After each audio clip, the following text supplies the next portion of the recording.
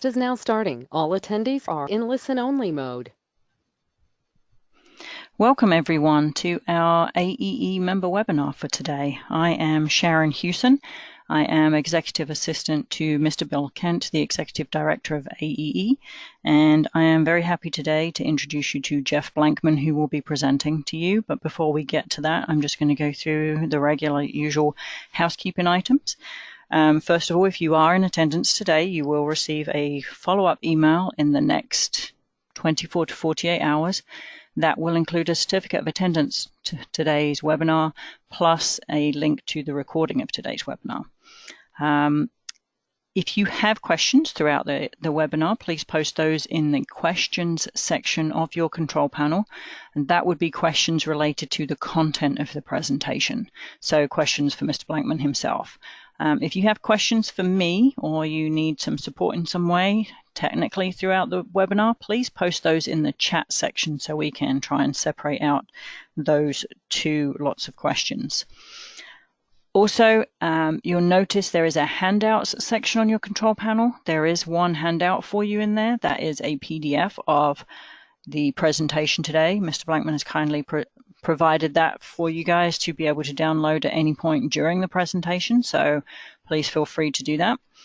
I will also, in the follow-up email that goes out, let you know this, but if you do not download the presentation during the course of the presentation today and you would still like a copy of that, please send those requests to me, and my email address will be on that email that comes to you, but it is sharon@aeecenter.org. And if you have questions, follow-up questions for Mr. Blankman, you may email him directly. He will provide you that information towards the end of the presentation, and that will also be in the follow-up email. So thank you again for tuning in today. And Jeff Blankman is with us. He is the Sustainable Manufacturing Manager from McCormick & Company. The presentation today is Real-World Industrial Energy Efficiency: How McCormick Sustainably Produces Your Favorite Spices and Seasonings. So as I said, Mr. Blankman is the Sustainable Manufacturing Manager, and McCormick & Company are the world's leading flavor company. So Mr. Blankman implements best practices around energy efficiency, water reduction, and waste reduction at McCormick's North American manufacturing and distribution sites.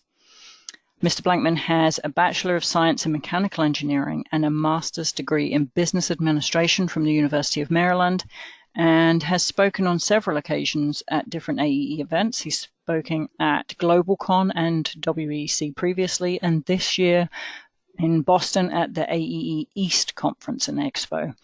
So thank you guys for tuning in. Thank you, Mr. Blankman, for your presentation, and I am going to change presenter to you now.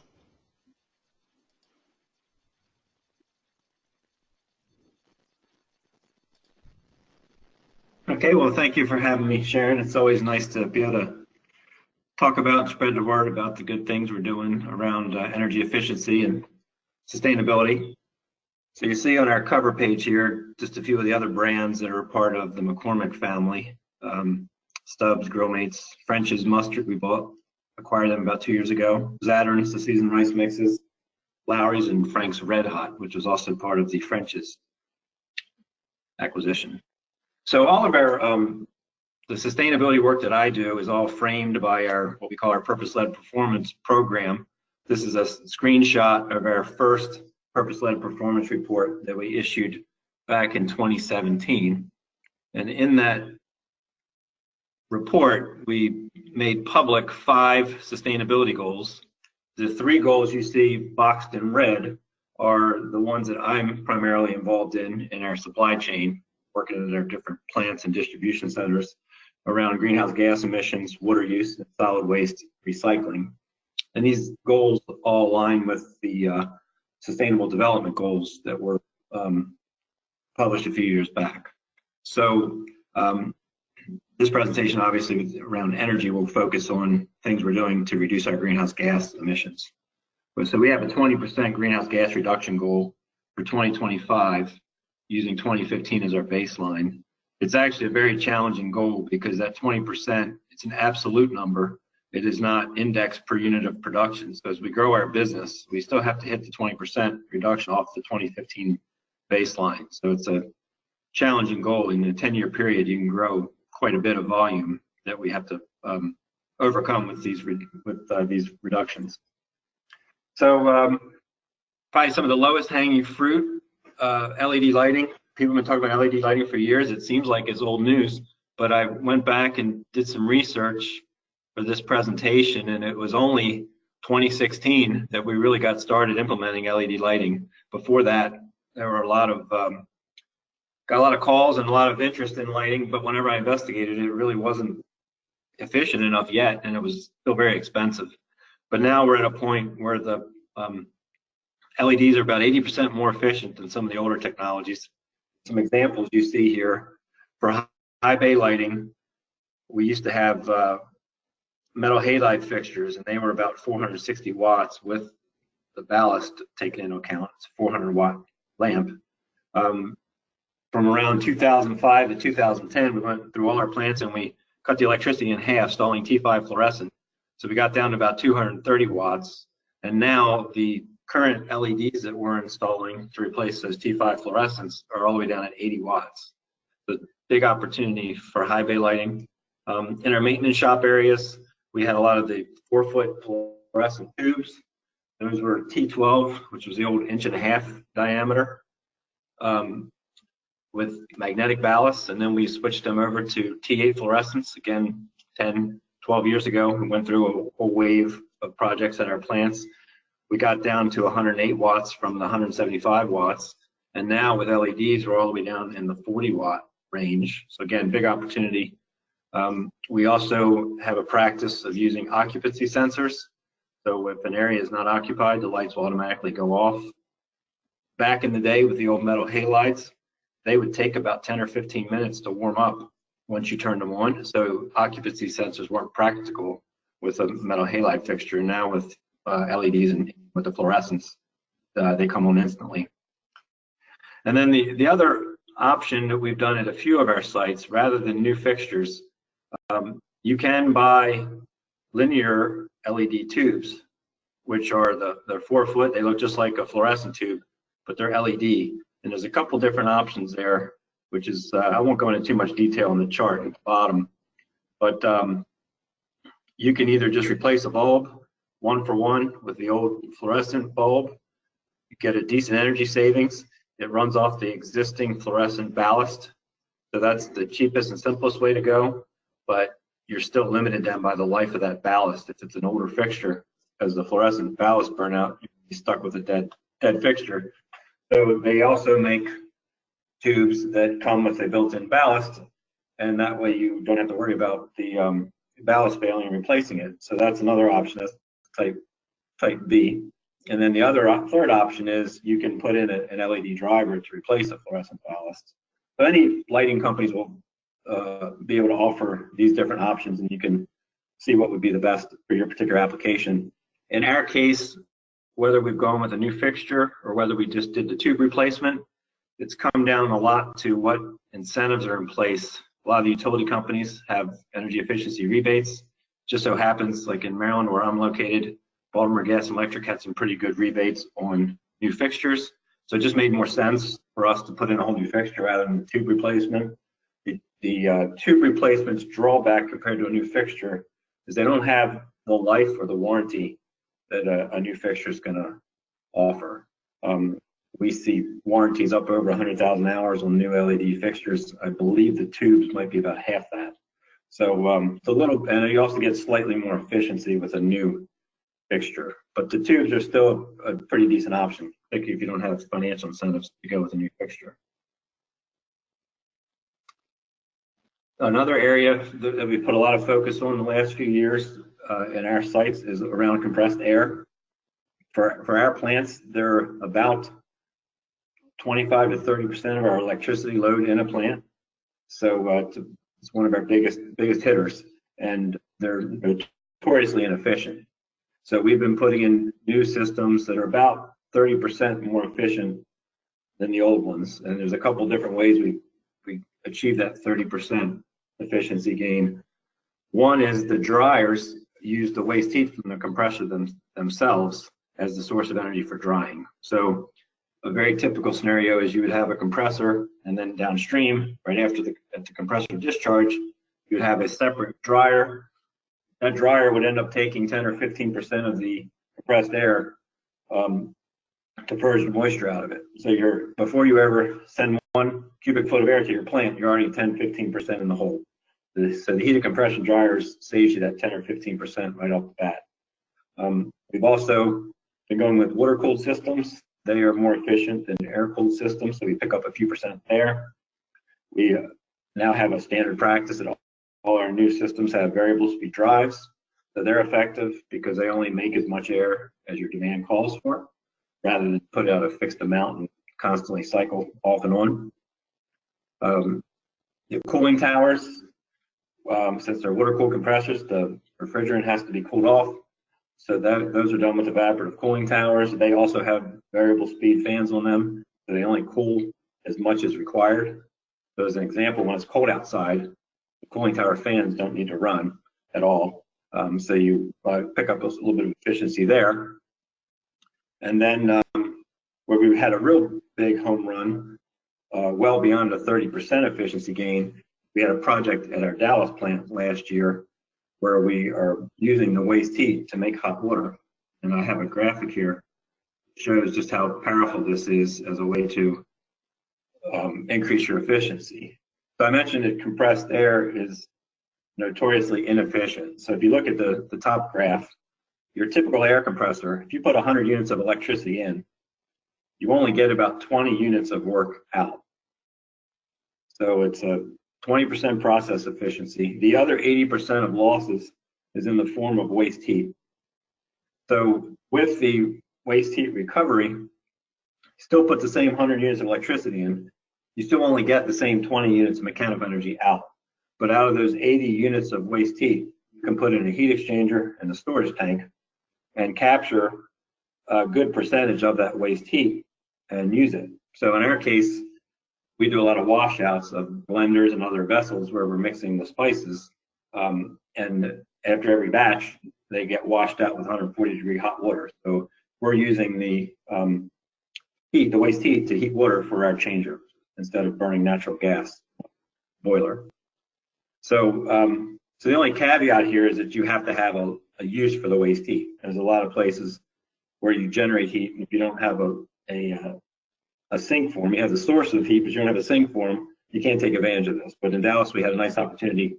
So, you can be as upwards of 88% process efficiency if you have enough use of all that waste heat versus 20% of the conventional system. So we've done a couple projects of capturing waste heat like this. Dallas is the best because it has the most heat to be used. We have a plant in London, Ontario, where we did something similar, but they don't have as big a heat load, so we didn't put in a storage tank. We just heat up the incoming city water. We pick up a few percent of the waste heat, but still have to dump quite a bit. We just don't have the use for the. At our French's plant in Springfield, Missouri, we're getting ready to do a project next year. We're going to also capture some waste heat, and looking at a similar project in South Bend, Indiana, where we'll do the same thing. Another area after compressed air, probably our next biggest load in our plants is the heating and cooling equipment, or particularly the air conditioning. So there are new chillers that are out there that are as much as 30% more efficient than just a 10-year-old model. Other types of air conditioners can pick up 15 to 30%. And the other opportunity we've been leveraging is you can get free cooling, basically the same principle at your house, opening up the windows when it's cool at night and closing them during the day when it gets hot out. Our plants have enough heat generated inside from the equipment that we run the air conditioning almost year round. So during the winter months, we turn off the compressor and we just bring in free outside air. So we still have to run the fans, but we save about 50% by having the compressors off in the winter and provide the free cooling.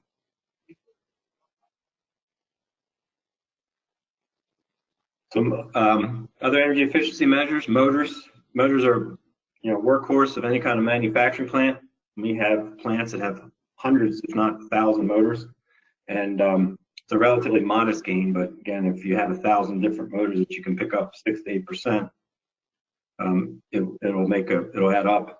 The thing to keep in mind about a motor is that the life cycle cost of a motor, the electricity, is much more than the upfront cost of that motor. So as an example, a 40 horsepower motor costs about $2,000 upfront to buy it, but that motor, if it's running around the clock on a heavy load, can use that much per month in electricity. So even if you can just pick up 6-8% by buying a more efficient motor over a less efficient one, the few $100 cost premium be well worth it in that efficiency gain. We do have some, usually we typically wait till a motor fails and then we replace it with a much more efficient model, but some of the older motors out there, it actually justified replacing them before they even failed due to the efficiency gain. And the other practice we used to do, which we were getting away from, we used to rebuild motors after they failed. But when that happens, not only are they less efficient motors in the first place, but when you rebuild a motor, you can hurt the efficiency by another couple percent. And so and you only save about half the cost of a motor when you rebuild it versus buying new. So we have been getting away from the practice of rebuilding motors and going with new energy efficient motors anytime we have a failure. The other note to make about motors is it used to be that we would specify a NEMA premium motor. It's the National Electrical Manufacturers Association. They had higher efficiencies than the standard efficiency motor. A few years back, the NEMA premium became the standard. So all the motors are now more efficient. But now the manufacturers have come out with motors that are beyond the NEMA premium. So they call those super premium motors. And they said they closed the gap about 20% between the current motor efficiency, the NEMA premium motor efficiency, and 100% efficient. So if it's a 95% efficient motor for NEMA premium, the super premium would be about a 1.25% more efficient than 95%. It'd be that 5% gap between 95 and 100%. You pick up about a quarter of that. Other area I mentioned, variable speed drives on our air compressors. Variable speed drives are really effective ways to save energy, and the reason for that, it's known as the affinity laws, and this says that the electrical consumption of a motor is proportional to the cube of the speed of that motor. So if you can run a motor at 90% of its full speed instead of 100, just that 10% speed reduction, the electricity savings of that motor would be 0.9 times 0.9 times 0.9. You're only going to use 72% of the electricity if you run it at 90% of the speed. If you can slow a fan down or a pump down by 20% and run it at 80% of the speed, if you take 0.8 cubed, you're 50% electricity savings. And this chart here just shows this graphically. The blue line at the bottom would be your flow. As you proportionally increase your flow, you can see the power goes up exponentially. So even just a modest improvement with a variable speed drive, if you're overspeeding a motor by just a few percent, you can put in a VFD and modulate that speed down, and it's a very effective way to save energy. And I know for Baltimore Gas and Electric and in the Maryland area, the rebate program practically covers the cost of the variable speed drive. So you just have to install it and get it set up. Some other energy efficiency measures we've done is lower temperature adhesives. So all our corrugated boxes that we ship our spices in, we glue those boxes. We had a glue that was about 350 degrees Fahrenheit. Now we're using a glue that's 200 degrees. So it's a 70% reduction in energy, and probably just as important for us, it's safer, inherently safer, just to only be around 200 degree versus 350 degree temperatures. And then for us, it was a throughput improvement because at 350 degrees, if we got any kind of spice residue or contamination in the glue tank, at 350 degrees, that spice residue would char and it would eventually clog up the nozzles. At 200 degrees, any small amount of spice contamination just passes right through. So that was a big win for us, where the energy efficiency was actually probably the third or fourth benefit. I mentioned earlier how much effort we put around making compressed air more efficiently. Well, the other opportunity is to use less air in the first place. So compressed air leak detection, leaks are everywhere in a manufacturing plant. They say that a well-run leak detection program will still have 10% leak rate, and that a typical plant is probably more like 20 to 30% leak rate. So that's a low-hanging fruit there. It's not very expensive to fix your leaks. They're usually just, in some cases, it's free other than the labor. It's a matter of tightening and fitting. In other cases, it might be a fairly inexpensive piece of tubing or hose you have to replace. It's a couple dollars worth of hose that might eliminate a $100 a year leak. So that's a very effective way to save energy if you have a compressed air system. On demand versus always on. So a lot of our older equipment that was installed before we had more sophisticated industrial controls would just run all the time unless you manually went over and shut it off. So, our newer production lines and retrofitting some older ones, we now implement basically sleep modes. So if a process that a dust collector or conveyor is serving is down, it automatically shut off that dust collector or conveyor until it's needed to run. And then we've increased our specs around things like roofs. So we had an old ballasted roof, which was stone on top of the roof. And when it came time to replace it, we went with a white roof, and we added some insulation, and that made a big difference on reducing our air conditioning load. So as they say, the proof is in the pudding. All this sounds good, but until you really look at some results, what does it mean? So this is a case study from our HVP, stands for Hunt Valley plant. Again, that's in Baltimore County, Maryland. So just to go through this chart, the blue line in the center corresponds with the left-hand legend or axis. So that's the kilowatt hours. So you can see back in 06, we were just under 26 million kilowatt hours a year. We got all the way down to around 21 million kilowatt hours a year, 26 million. We had a bit of a bump last year. That's because we were doing one of these compressor projects. We had some rental compressors on site for an extended period. Those were pretty inefficient. We got the project wrapped up. We got the rental compressors out, and we're running off the new compressors, and you can see we've got the consumption back down in 2019. The red graph is our production tonnage. So while we were reducing our electricity consumption, we had a significant increase in our production tonnage, which is the right-hand label. So you can see we're 70 to 75,000 tons in 06, and now we're way up over 100,000 tons. So if you look at that then as a per unit of production, that's the green line. And so we've literally cut our electricity consumption on a per unit basis in half in 12 years as a result of the lighting and the air conditioning and the compressor upgrade.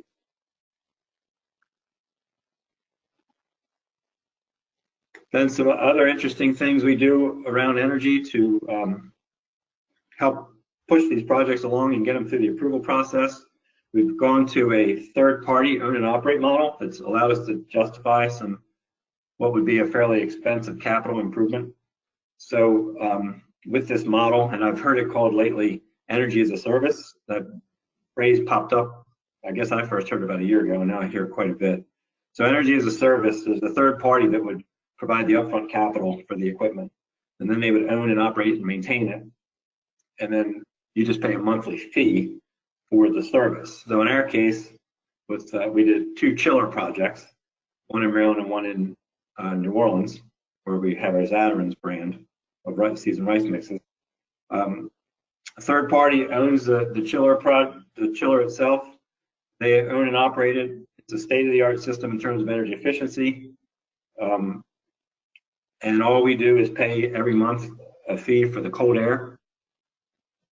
For the project in Maryland, between the electricity reduction and the maintenance savings and a rebate that we received from the utility for energy efficiency, we got pretty close to cost neutral, to where our annual savings was equal to the payments to the third party for the cold air. So that was a really big success. We would have had a hard time on our capital budget justifying buying a 750-ton chiller. That's a multi-million-dollar project. It would have been a pretty big hit. So we were happy to keep that off of our capital budget. And you know, there would have been a temptation if we had to pay for the capital budget to go with a less efficient system just to keep the capital costs down. So this third-party own and operate really enabled us to go with a higher quality, more efficient system. And the same thing applied with the project in New Orleans. One area that's similar to the waste heat recovery for the compressor, that's a pretty powerful way to increase your efficiency. Jeff? Yes. Sorry to interrupt you. You do have a few questions. Is this a good time to pause Oh, yes. before you go further on? Okay, so we have, this is just a query from one person. Are you the only person at your company that works on these projects, or do you have a team to identify and implement? I'm pretty much the only person that covers North America who's dedicated to sustainability. So I don't have to run the projects completely and have literally 30 projects on my plate, but I am involved up front with the planning process. So if I know that a plant has to do a compressor upgrade, for example, I will travel out to the plant. I'll bring the vendor we've been using for compressor projects. I'll help scope the project out, make sure it's being looked at in the most efficient way, help them with the justification and write up the business case, why we're doing the project. There's some other benefits of it with our new compressor systems as far as quality. We're getting like lower dew point air and drier air. So I'll help put the whole business case together, maybe write up the funding request. And then when it comes time for the installation, you know, the local plant site, their maintenance team will handle the day-to-day, coordinating the contractors, you know, issuing safety work permits and things like that. But I am the only person really dedicated to sustainability covering North America. Okay, also next question. Have you or are you looking into incorporation of master control to monitor and control multiple air compressors in a compressor room? Yes, we do have that. Our compressed air, the new compressed air systems are all synchronized. We have redundancy. So we have, you know, 4 compressors, but the plant load is only 3. So the VFD is kind of the workhorse. That one stays running. And the other 3 compressors, only 2 of them have to run at a given time. So those 3 machines are automatically set up to cycle. So we keep the wear on them evenly. So we only run 2 out of 3 at a time, but we alternate which 2 those are. And then if one of those machines would happen to go down, you know, we have the other 2 to keep running. If the VFD goes down, we could run off the 3 fixed speeds. We'd lose a little efficiency, but we wouldn't shut the plant down. So all our compressor systems that are going in are run off a master control. Okay. Is it cost effective or reliable to retrofit VFD drive onto a fixed speed air compressor? That's a good question, and I'm not sure. I think we have asked that question before, but I don't know that I know we haven't done it. We've been typically doing the compressor projects at the end of life, so it worked out well for me that we just happen to have like a generation of compressors that are all reaching the end of their end of life anyways, to where we wouldn't want to make that investment. So I'm not certain though if that's something that if it's a brand new compressor that's fixed to retrofit the variable speed or not. I'm not sure on that one. We haven't done it. Okay. Next question, was power factor correction analyzed as well, maybe for energy savings? No, we've done a little bit around power factor correction. We have one plant that has a poor power factor. But as far as the energy savings, my understanding is when the power factor is off, it eats up your electrical capacity. But in terms of an actual kilowatt hour savings, there is some savings there, but it's fairly minimal. I think the driver for us with the power factor was the utility company didn't like us having a low power factor. I think they were giving us a hard time down in the 70s. But as an energy efficiency initiative, we haven't done much with power factor. Okay. And by the way, getting back to that compressor question, if after this is over, whoever asked that question, if they want to email me, I can put you in touch with the compressor company that we've been doing these compressor projects with. I mean, they can answer that question in 30 seconds. It makes sense not to do that. All right, great. Given what McCormick is producing, I assume you're humidifying. Have you been finding ways to reduce that energy use?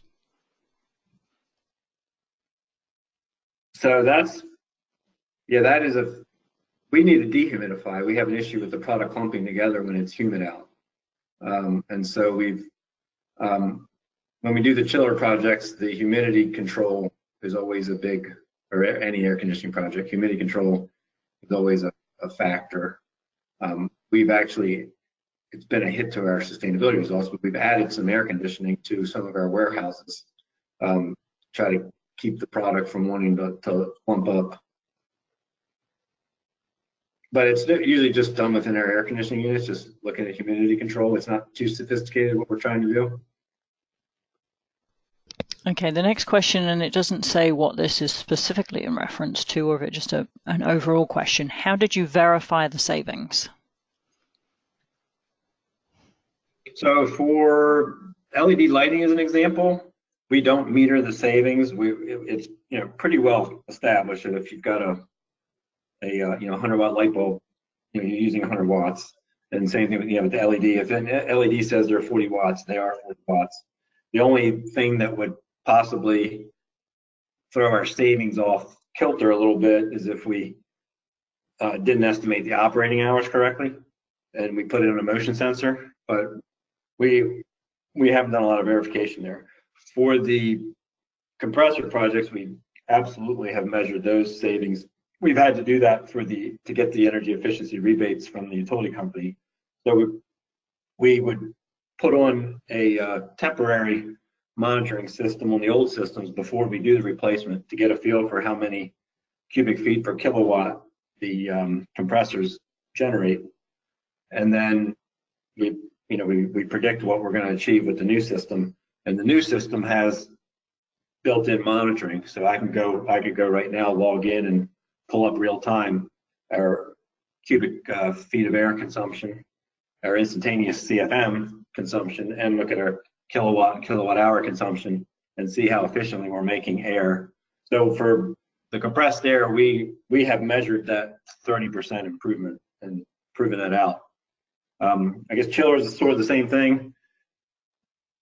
Chillers, we are measuring new chillers. We're measuring how much energy we're consuming. We have a real good feel for that. The older equipment that's coming out, we've just been using estimates, kind of industry guidelines for what an old chiller or old air conditioning unit's using. So it might be a little off here or there, but we know for the new stuff how much we're using. But we don't have a lot of comprehensive building management systems at this point where we're sub-metering all our loads. It'd be kind of nice to have, but I'm having a hard time justifying that when I start looking at, how much 1 meter doesn't cost a lot, but when you start looking at needing dozens and dozens of meters and wiring them in and all of that, we so far don't have any really sophisticated building management systems at any of our sites. Okay, I'm going to stop there. We do have some more questions coming in, but I'm going to stop there and let you continue, and then we'll address some more of these in a little while. Yep. Okay, so the next area, we haven't done one of these projects yet, but I'm very intrigued by it and would like to. We have a couple of areas where we may have an opportunity. So, similar to the air compressor where you got a lot of waste heat, when you run a compressor, with combined heat and power, you're making electricity on site. And again, it's not a very efficient process. You get a lot of waste heat with a generator. So you then find a home. If you have a plant that has a home for that waste heat, you can take advantage of it and really increase the system efficiency. So you look at this chart here, the left side is sort of a theoretical case of what you can do with combined heat and power. And you can compare that to the conventional model where you're buying your electricity from the electric grid, and separately on site you have a boiler to make hot water. We can compare the two. So with a combined heat and power unit, you put 100 units of energy in, it could be in the form of a natural gas generator, what we typically have been looking at. Again, they're only about 35% efficient at making electricity. So you get your 35 units, the green block at the top. The other 65 units of energy you put in is your waste heat. But again, you capture it and make use of that waste heat. You can capture, say, 2/3 of it, 50 units. And when it's all said and done, as long as you're using that heat, you're at about 85% system efficiency. If you look on the right-hand side, the conventional model, and if you're buying your electricity from the electric grid, and there's a coal or natural gas plant nearby somewhere, that also is on the order of 35% efficient. And then the 65 units of waste are usually in the form of heat. And you can see the big cooling towers and big stacks next to a power plant. That's all the heat going up the stack, and those are all losses. And meanwhile, separately on your plant, you could have an on-site boiler, and their efficiencies are decent. You might be at 80% efficiency, but when you combine that with the 35% electricity efficiency, overall, you're using energy at about a 52% efficiency.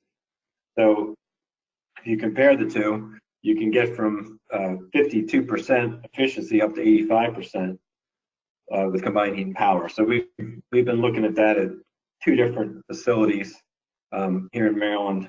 You know, they both have their challenges. The one facility, we're not real confident with the profile of how much heat we use and how steady we use it. So we're a little concerned about having a CHP unit on site making electricity at 35% efficiency, and then the waste heat not being able to make use of it.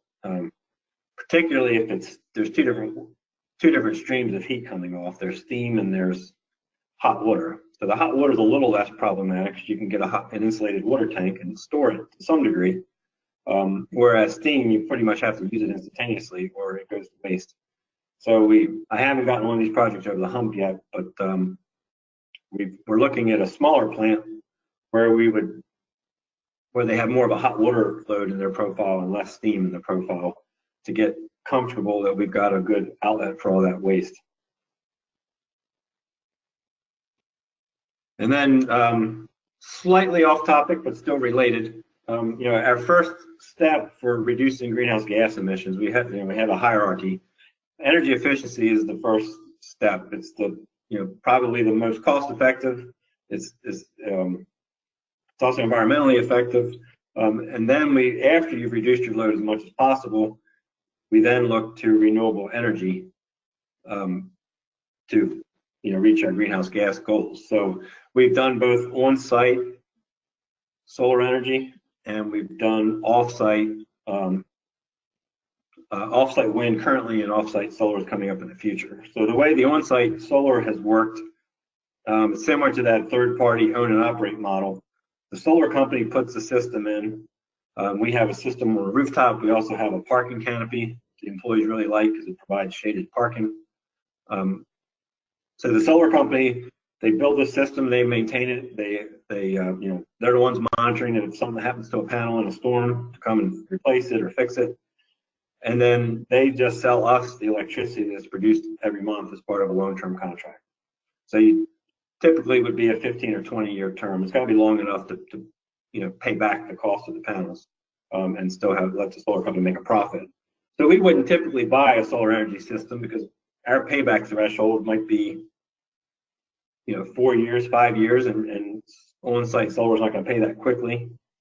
But if it's an 8 or 10 year payback and the third party can finance it to us over 15 or 20, there's enough room there for the solar company to make money, us to save money on our electric bill, but avoid a big capital investment.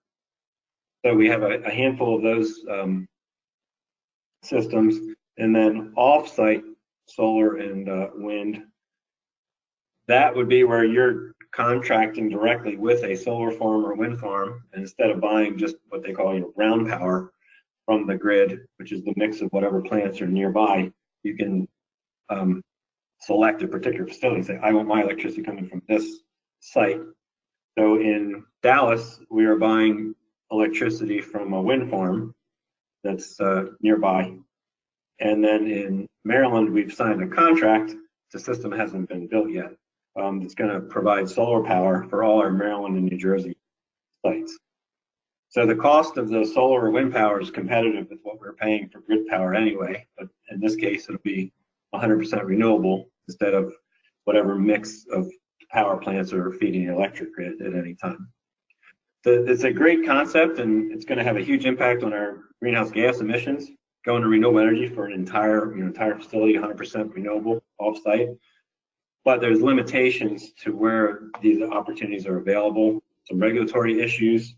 It's not normal that a customer like us or an end user could go sign a contract directly with a power plant. Like, we don't contract with a local coal plant to buy their power.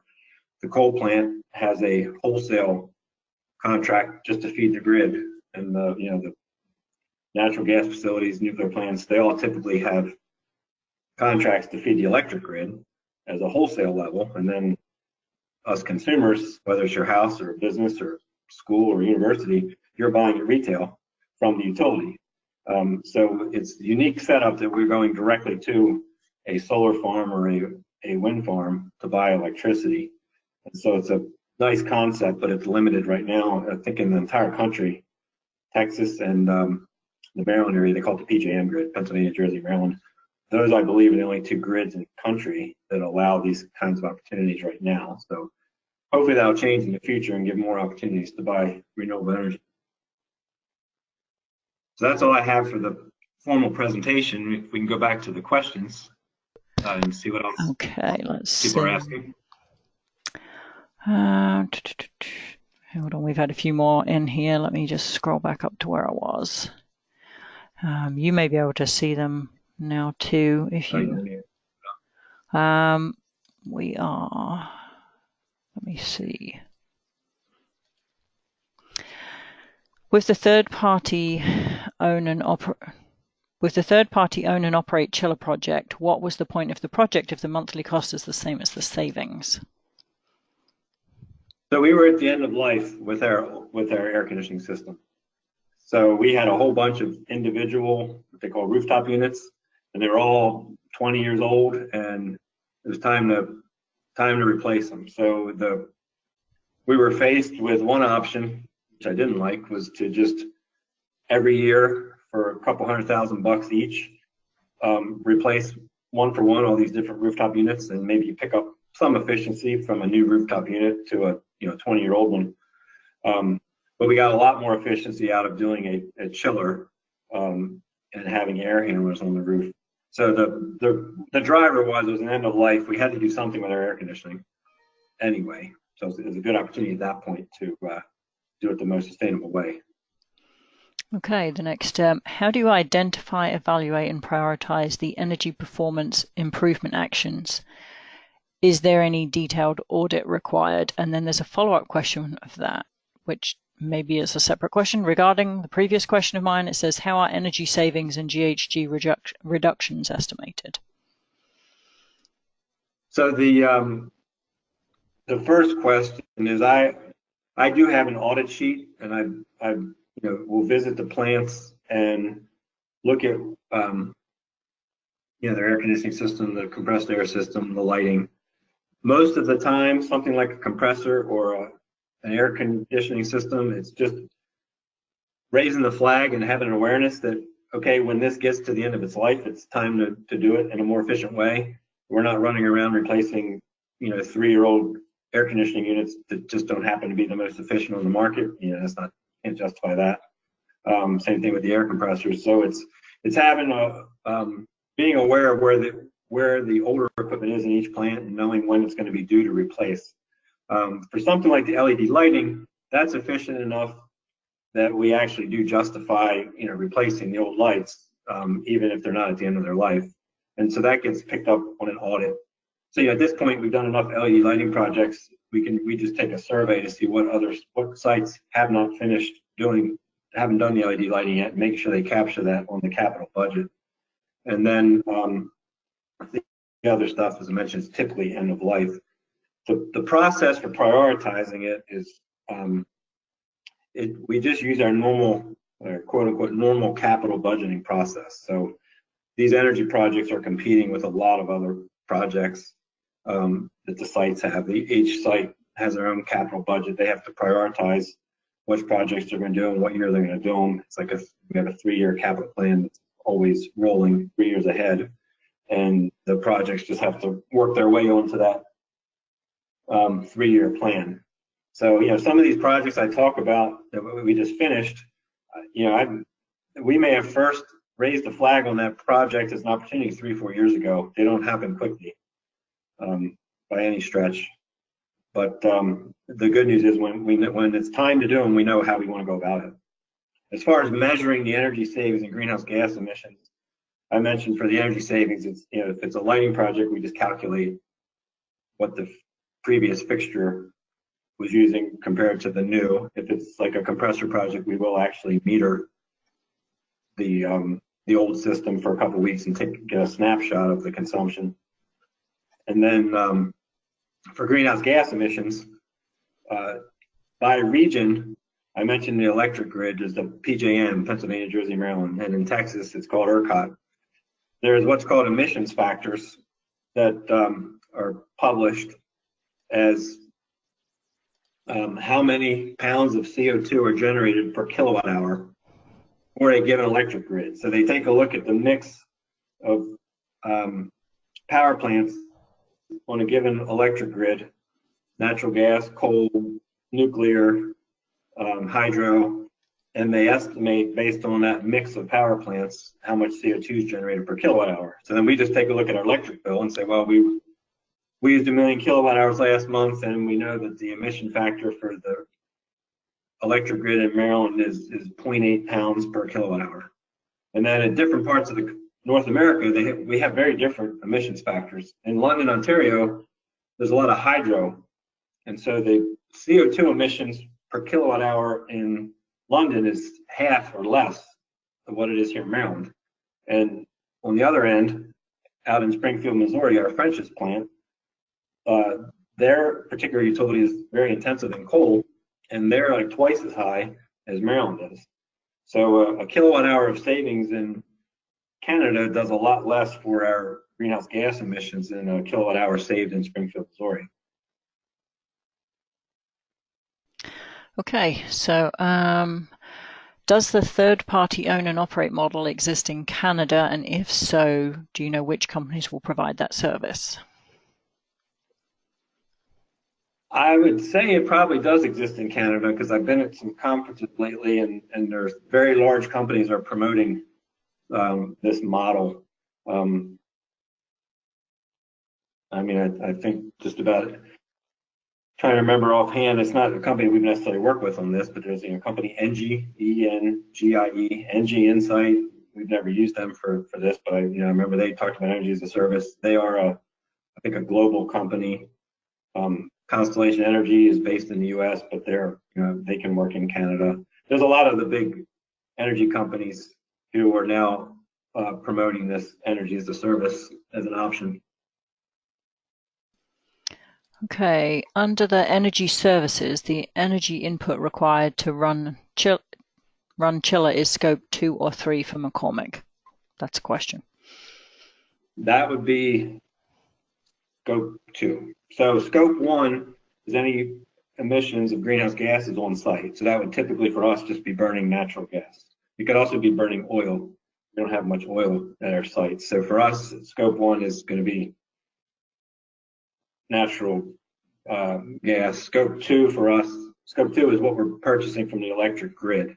So in the case of those third-party own and operate models with the chiller plant, even though the third party owns the chiller, we are paying the electric bill for that. It's still the electricity to run that chiller is it's on our electric meter. So for us, that's a scope 2 emission. We maybe could have structured it differently to where somehow we're backing out the electricity that we're consuming and it's covered by the third party, but in our case, that's not how we did it. We pay the electricity bill for the chiller. We don't own the chiller. Okay, next question.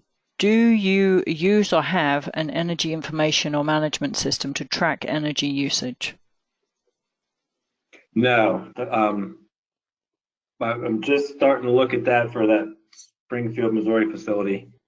Apparently, before we acquired them, they had put in a bunch of sub-meters, and then we never installed the software platform right during the acquisition. So that's on my list to get that going at one site. Have one site where we've got a fairly good energy management system, but our other sites don't have them, and we definitely don't have anything like at a regional or national level where I can log in and look at all our sites and see what they're doing with energy. That'd be really nice to have, but we're a long way off from that one, from achieving that.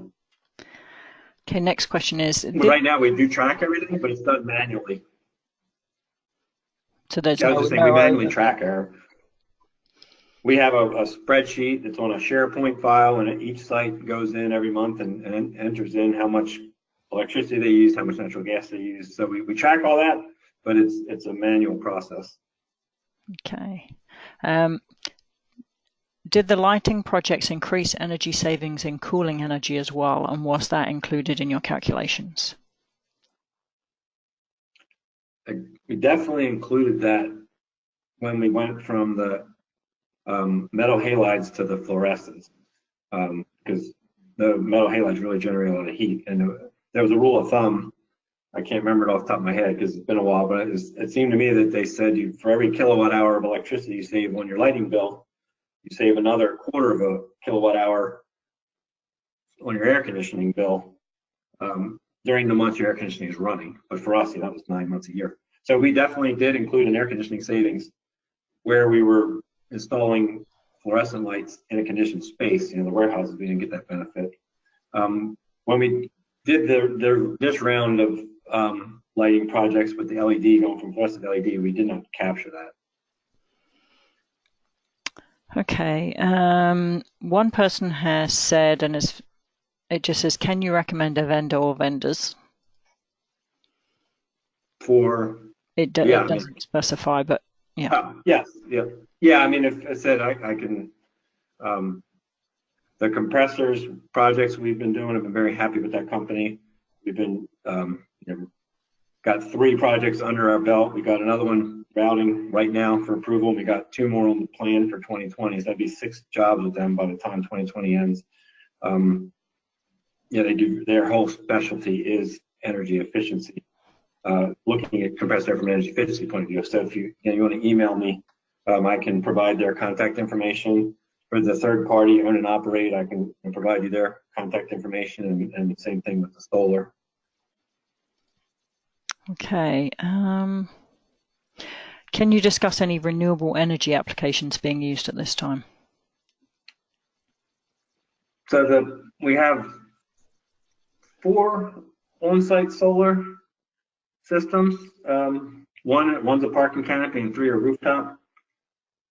Those are kind of older agreements that we've been doing for several years now. Then in Dallas, I mentioned that is only a year old. Last year, we started to purchase wind power to replace our brown power. So we actually, with our utility company, we don't have a contract anymore to buy grid power. It's all coming from the wind farm. And then we have the future, the contract's already signed, but we're still a year away from it, actually a year and a half, 2 years away almost, 2021, from it being operational, but then we have the solar, off-site solar that'll be coming into our Maryland and New Jersey facilities. Which for us is a big deal because even though we're located all around the country and all around the world, at least within the US, about 60% of our production and our corporate headquarters is in Maryland. So it's going to have a big impact on the whole country, just having Maryland supplied with renewable energy, kind of disproportionately heavy in Maryland. Okay, regarding CHP, how would that impact your GHG commitment? That's a funny question because, believe it or not, if we did it in Maryland, it would hurt us. And the reason for that is we're going to be buying solar electricity. So with the way the GHG emissions factors works, I don't 100% agree with this, but you renewable energy, whether it's wind or solar, you count that as zero emissions, greenhouse gas emissions. And so with CHP, the way it would normally work is you would have a nice reduction. I think we estimated with one of the CHP projects, 15 or 20% greenhouse gas reduction, because your natural gas consumption goes up when you're burning on site to make the electricity. But it's so efficient that with the reduction in electricity you're buying from the grid, overall you're netting out positive, and it's usually a pretty significant positive to go with CHP versus the conventional model of buying coal power from the utility and making hot water or steam on site with your boiler from the natural gas. In the particular case of Maryland, we have a little bit of a dilemma that if we're making the electricity on site by burning natural gas, that's going to have an emission to it. And what we're replacing is solar power from this off-site solar farm that has zero emissions. So if you forget the accounting practices, environmentally speaking, we're better off doing CHP and letting that solar power being generated go somewhere else into the grid and benefiting society. But the math in the financial world says that that's going to hurt us to do CHP in Maryland. Okay, let's see. There's more of a comment. This one says conventional system efficiency is even lower if including transmission/distribution losses. Yep. Yeah. My numbers on both the compressor and the CHP were just like for illustration purposes, plus or minus a few percent. Okay, next question. When working on lighting projects, would you measure the lux levels before and after changing to LED lighting to see the difference, and then perhaps 6 months later recheck to see if there's any drop in terms of performance with the LED lighting? So we do typically take a light level reading, and we just try to not compromise the performance. We just match, with the LED what we had before, unless there's a specific request from the plant to say, hey, it's too dark in here. Can you brighten up the room a little bit? So we have done that. In one case, I mentioned that 230 watt T5 fixture could be replaced with an 80 watt fixture. We had a specific site where they said the light level was too low, and we replaced it with a 100 watt fixture instead of 80 to get 25% more light than what they had previously. And that did, it did pan out. It was brighter after we did the lighting project. We haven't, that I'm aware of, going back 6 months later to see if the light levels have degraded. They're not supposed to with LED in that amount of time. When metal halides were famous for, they didn't necessarily burn out. They would just get dimmer and dimmer and dimmer to where they were a fraction of their light that they had when they were brand new. And fluorescent and LED have much less of that degradation. I mean, I assume there's some, but it's less than those old high intensity discharge lights that they call them. Okay. Is there a payback period you need to achieve for each energy savings project? So if it's a project to retire like LED lights, and we don't have to do it, our paybacks are pretty generous compared to a lot of companies. We'll go out to 4 years. Only thing I would say about that is when we say 4 years, we do an honest calculation. It really is 4 years. I worked previously at a company that had such an unrealistic payback requirement. Everything had to have a 1.5 year payback that it's like a kind of a joke that we would just make up the numbers and back into it to have a 1.5 year, and we'd wink at each other when we handed a cost savings analysis. So at McCormick, we're a little more generous for 4 years, but it's an honest 4 years. But the way we've looked at things like the chiller plants or the compressors, those are end of life anyway. So we had to get rid of, we had to replace the equipment.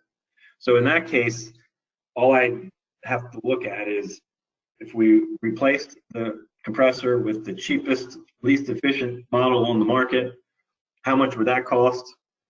And then I have to just justify the incremental cost to say, well, we want to do it, we want a VFD, variable speed drive, instead of a fixed speed. We want to spend the extra money on that, but that extra money will save us X dollars a year in electricity, and we just have the incremental cost to justify the incremental payback, the incremental savings. So it makes it a lot easier to justify these energy efficiency projects. The other thing for us in many of our states, and particularly the projects here in Maryland, the utility company rebates really help push that over the hump with the incremental payback. You throw in 20 or 30% of the cost coming back to you in the form of a rebate, and that helps get it over the edge. Okay, now we still have several more questions. I just wanted to pause for a moment and just let everybody know that we are at 3:01. We were scheduled from 2 p.m. to 3 p.m. Eastern, so we will continue to go for just a few more minutes. But those of you who are still listening, which is quite a large number of you, please be aware that you will receive the recording to this. So if you are in a time crunch and need to drop off, feel free to do that. You will receive the recording link in the next 24 to 48 hours, as well as your certificate of attendance. We will stay on and answer a few more questions and wrap up within the next 10 minutes. So moving on to the next question. Do you have any on-site water treatment facilities? If so, have you explored any energy efficiency initiatives associated with these systems? We do have a couple treatment plants on site, and I'm not aware of anything we've done specifically with efficiency on those, other than, we use LED lighting in them, and we may have, for pumping the water around the VFD. But other than that, I don't think we've done a whole lot specific to energy efficiency with them. Okay. Most of the efficiency measures appear to be electric-powered systems. Is there a similar effort with natural gas usage?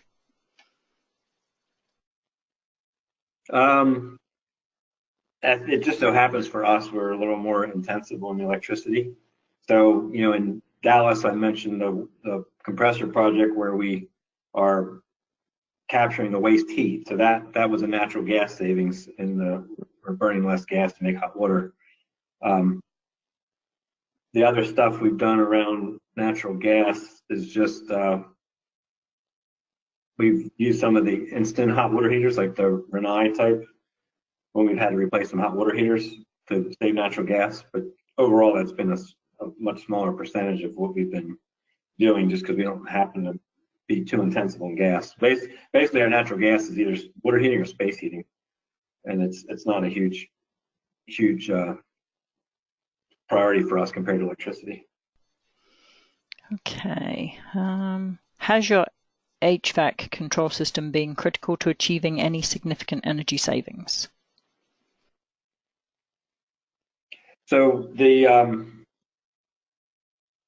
newer chiller plants are fully automated. They have, I mentioned the economizers.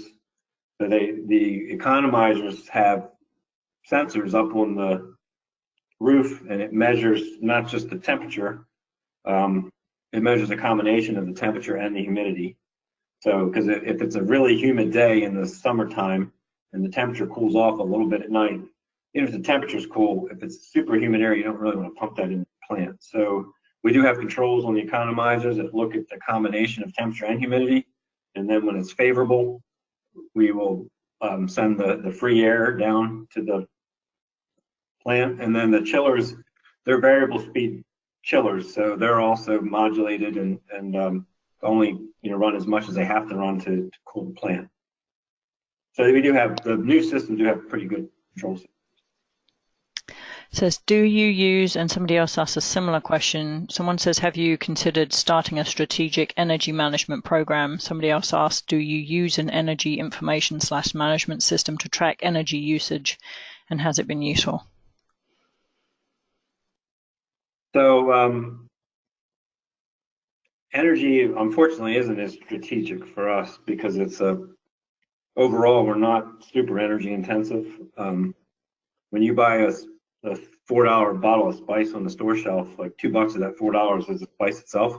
So that's where all our strategic purchases are around. Buying the spices as efficiently as possible, and the packaging itself, the bottles and the caps are a big part of our overall cost. Unfortunately for me, energy is a small percentage of our total bill, so it's not really looked at as strategically as it could be. Okay. How many of your facilities are 24/7, and how does that affect your energy efficiency process? Most of our plants are 24 hours a day. So we have about 13 plants in the North America that I cover. I'd say they're all actually, well, we have one small facility in New Jersey that 16 to 20 hours a day. The others, I believe, are all 24 a day. Some of them have a fairly light C shift, and some of them may only run 5 to 6 days a week, not 7. But the impact it has is on your payback. So, if it's a lighting project and you're only 20 hours a day, 5 days a week, it's going to hurt your payback versus if it's 24/7. So the 24/7 sites typically have a little easier time. They have a little better energy savings when you're getting to multiply that efficiency times 168 hours a week versus maybe 100, 120 hours a week. Okay. Are you considering? What we don't have a lot of, we don't have a lot of time of use type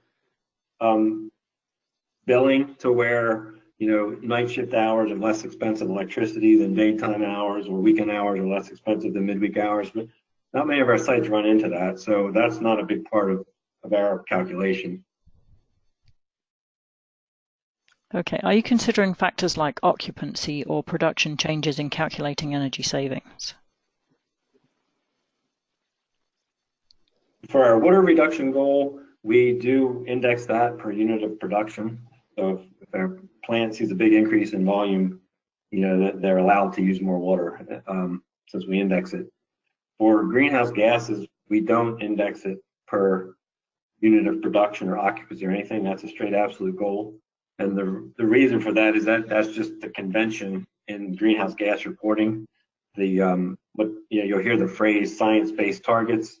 And the Paris Agreement, which the U.S. pulled out of, that all has to do with reducing greenhouse gas emissions by a certain percentage.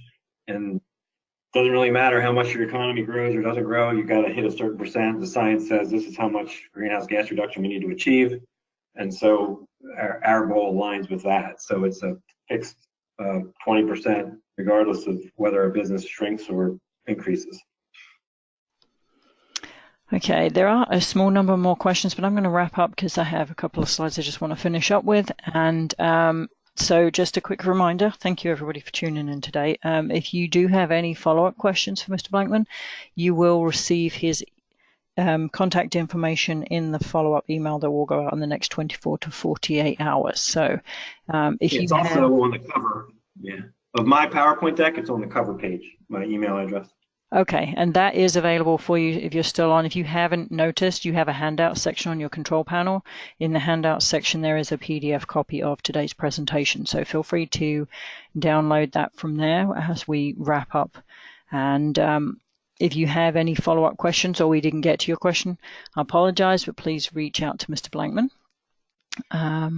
Now, just to finish up, you should be looking at AEE Training 2020 slide. We now have our US public training schedule available online and open for registration. So please go ahead and take a look at that. We have multiple classes out there for you guys to sign up for. We have 4 different events coming up in 2020. We have our AEE East. Let me just go back to that one. AEE East in April, AEE West in June, and AEE World in September, and we have our first ever European Energy Conference and Expo in Dublin in Ireland in October. AEE East in April will be in Cincinnati, Ohio, April 21st, 22nd. That registration is now open. The website you can see in front of you now, and we have early bird pricing for AEE members valid until the 1st of January 2020. So please go ahead and register. Whether you wish to attend or to exhibit. So please get your registrations taken care of for that early bird pricing. And then our next AEE member webinar will take place on November 5th. That's a Tuesday with Raj Yeo, who is with Dialogue. He is the Principal of Mechanical Engineering, and he will focus on deep building retrofits for energy and carbon. So once again, thank you to everyone for tuning in today. Thank you, Mr. Blankman, for your expertise and your time today. We certainly appreciate that on behalf of myself, all of our team here at AEE, and all of our members. I hope to see. You are welcome. Thank you. Hope to see many of you again on November 5th. And goodbye for now.